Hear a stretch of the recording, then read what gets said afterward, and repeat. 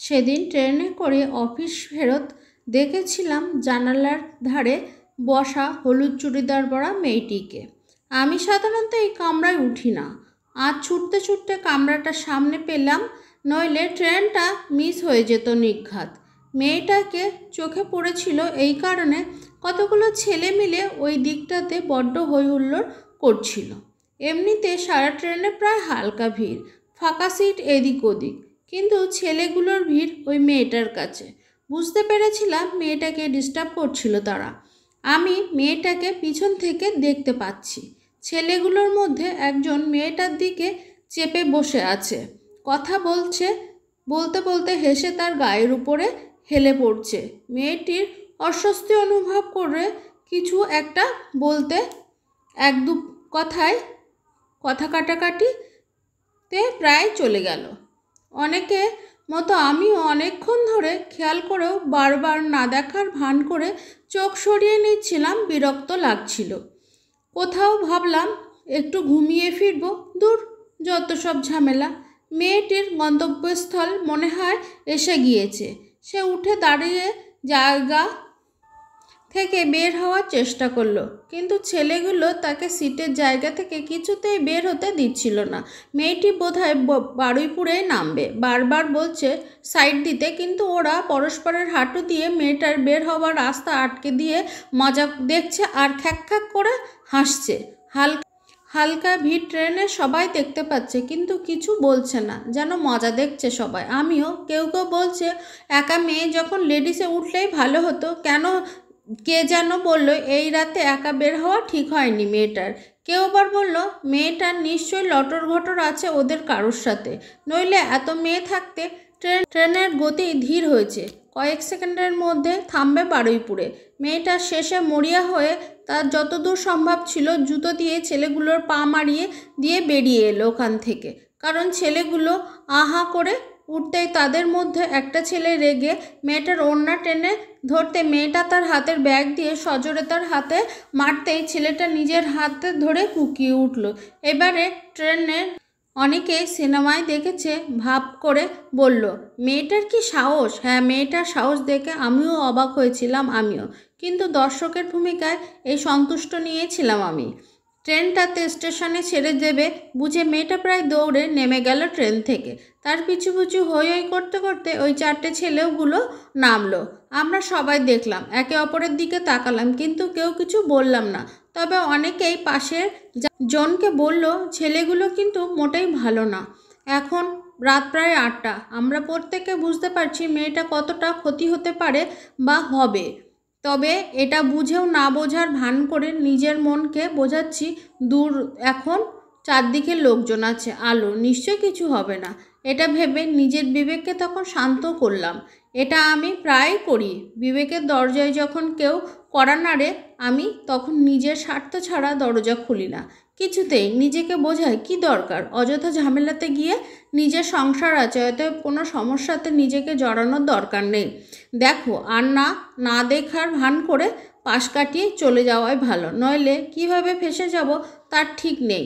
এসব ভেবে নিজের সপক্ষে যুক্তি দিয়ে নিজের বিবেককেও শান্ত করতে পারি আমি ভীষণ রকমের। এখানেও তাই করলাম। তাই কিছুক্ষণের মধ্যে আমি আমার নিশ্চিন্ত মনে ঘুমানোর মন দিতে পারলাম, কারণ আমার গন্তব্যস্থলে পৌঁছতে এখনও 45 মিনিট বাকি। এই আয়েসের সময়টুকু নষ্ট করতে চাই না কিছুতেই। দিন 2 পরে সন্ধ্যার সময় টিভির সামনে বসে খবর দেখছিলাম। একটা খবরে চোখ আটকে গেল। বারুইপুর অন্তর্গত চকবেড়িয়ার জলাজমিতে একটা মেয়ের লাশ পাওয়া গিয়েছে। পরনে ছিন্নভিন্ন হলুদ সালোয়ার কামিজ। গণধর্ষণের শিকার হয়েছে মেয়েটা। ভুরু কুচকে সোজা হয়ে বসলাম আমি। মুহূর্তে কপালে বিন্দু বিন্দু ঘাম ফুটে উঠল আমার।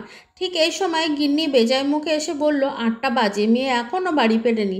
আমি খবর দেখে মুখ তুলে কিছুক্ষণ শূন্য দৃষ্টিতে তাকিয়ে রইলাম গিন্নির দিকে। মাথার মধ্যেটা কেমন যেন ফাঁকা লাগছে, অথচ রিনি 7:30টার মধ্যেই বাড়ি চলে আসার কথা। গিন্নি বলছে ফোন করছি, ফোন নট রিচেবল বলছে। আমার মাথায় তখনও গম গম স্বরে বাজছে টিভির বলে যাওয়া খবরটা। মেয়েটির পরনে হলুদ চুড়িদার। গিন্নি আমার দিকে তাকিয়ে ধমক দিল প্রায়, বলছি অমন হাঁ করে দেখছো কি? স্যারকে ফোন করো না একবার। হ্যাঁ হ্যাঁ বলে বুক পকেট থেকে কোনো রকমে ফোনটা বের করলাম। কাপা হাতে কেমিস্ট্রি স্যারকে ফোন করতে স্যার বললেন, রিনি তো বেরিয়ে গেছে সন্ধ্যে 7টায়। তারপরে আমাকে আশ্বাস দিয়ে বললেন, চিন্তা করবেন না, এখন সন্ধ্যার সময়, চারিদিকে লোকজন, আলো আছে, নিশ্চয় বন্ধুদের সঙ্গে গল্প গুজব করে যেতে একটু দেরি হচ্ছে, সঠিক সময় পৌঁছে যাবে। বাড়ি ফিরলে একটা ফোন করে দেবেন আমাকে, কেমন? চকিতে ট্রেনের ঘটনাটা সামনে ভেসে উঠল। আমিও তো ঠিক এটাই ভেবেই নিজের মনকে বোধ দিয়েছিলাম, লোকজন, আলো। কিন্তু নিউজ চ্যানেল তখনও ক্রমাগত ঘোষণা করে চলেছে মেয়েটার খবর, লাশের পাশে পড়ে থাকা মোবাইলে ফোনে। চোখের সামনে হলুদ চুড়িদার পরা মেয়েটার অবয়ব ভেসে উঠছে যেন। কতই বা বয়স হবে, রিনির থেকে হয়তো কিছুটা বড়। নিজেকে কেমন যেন অবাস লাগলো। হঠাৎ ধপ করে বসে পড়লাম চেয়ারে। বুকের পাঁজরটা যেন কেমন ব্যথা করতে লাগলো।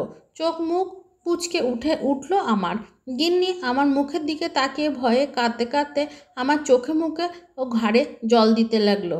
আমি জানি না আমার কি হয়েছে, শুধু এখন মনে হচ্ছে আমি বা আমরা কি পারতাম না সেই সময় ছেলেগুলোকে ধমক দিতে, ছেলেগুলোর হাত থেকে তখনই মেয়েটাকে বাঁচাতে? মেয়েটাকে তাহলে ওরা শেষ পর্যন্ত টেনে নিয়ে গেল।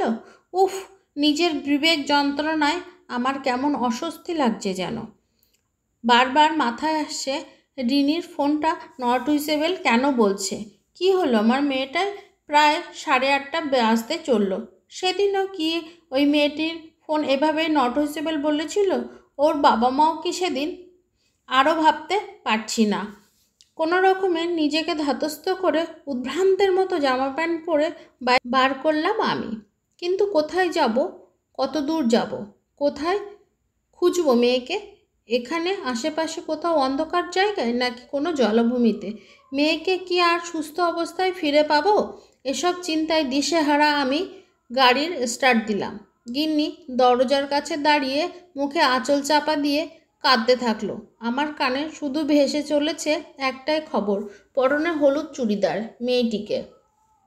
ওই মেয়েটির বাবাও নিশ্চয় সেদিন রাতে আমার মতোই অসহায়ভাবে মেয়েটাকে খুঁজতে বের হয়েছিল। আর ভাবতে পারছি না আমি। কেমিস্ট্রি স্যারের বাড়ি থেকে ফেরার পথে একটু অলিগলিতে অন্ধকারে দেখলেই তো টু মেরে আসলাম। না, মেয়ে আর কোথাও নেই।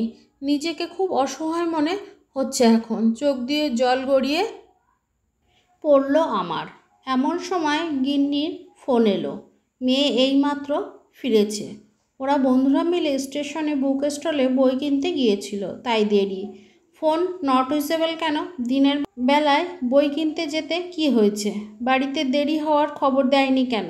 এখন এসব ভাববার আগে আমার মেয়েটা সুস্থ সবল যে বাড়ি ফিরেছে সেটা ভেবেই বুক থেকে একটা হালকা পাথর নেমে গেল। দ্রুত বাড়ি ফিরলাম। দিন 2 ছুটি নিয়েছিলাম। শরীর মন কিছুই ভালো ছিল না। এই কদিন নিজের মনের সাথে লড়াই করে গেছি ক্রমাগত। সব শুনে আসা আমার মনটা কেমন যেন ভোঁতা হয়ে গিয়েছিল। নিজেকে বড্ড অপরাধী মনে হচ্ছে প্রতি মুহূর্তে। মেয়েটির মৃত্যুর জন্য আমি নিজেকে পরোক্ষভাবে দায়ী করেছি। কয়েক রাত বিবেক যন্ত্রণায় ঘুমাতে পারিনি আমি। তাই ঠিক করেছি আজকের পর চুপ থাকবো না। এমন অন্যায় দেখলে একবার অন্তত হেই বলে চিৎকার করে উঠব। আমাকে দেখে নিশ্চয় অনেকেই সাহস পাবেন। আজও অফিসে ফেরার পথে ট্রেন ধরেছি। ইচ্ছা করে ওই কামরায় উঠলাম চোরের মতো, আর চোখ তাকিয়ে দেখলাম জানালার ধারে সেই সিটটাতে আজ একটা অন্য মেয়ে বসে আছে, জিন্স টপ পরা। বুকটা কেমন করে উঠল আমার। এমন সময় গড়িয়া আসতে ট্রেনে ফিসফিস করে উঠল কয়েকজন, এই যে সেই মেয়ে, এই যে সেই মেয়ে। চমকে তাকালাম। সেই দিনের মেয়েটি আজ নীল রঙের চুড়িদারে। আমার পাশে দাদা হঠাৎ বলে উঠল, সেদিন মেয়েটা স্টেশন থেকে নেমে যা পিটিয়েছিল না ছেলে 4টেকে, তারপরে আরও একটা ছেলে মেয়েটির সাথে মিলে গিয়ে আচ্ছা করে মেরেছে। আমি দাঁড়িয়ে দাঁড়িয়ে দেখলাম শুধু। খুব ইচ্ছা হচ্ছিল যে আমিও 2-4 ঘা দিই। লোকটার মুখে প্রসন্নের হাসি। মাথা নিচু করে বুঝলাম সেদিনের মতো নিজের ঘুমন্ত বিবেককেও দরজায় এইভাবে মাঝে মাঝে সবারই কড়া নাড়িয়ে দেওয়ার দরকার, নইলে বুঝি তাকে জাগানোর আর উপায় নেই। নমস্কার।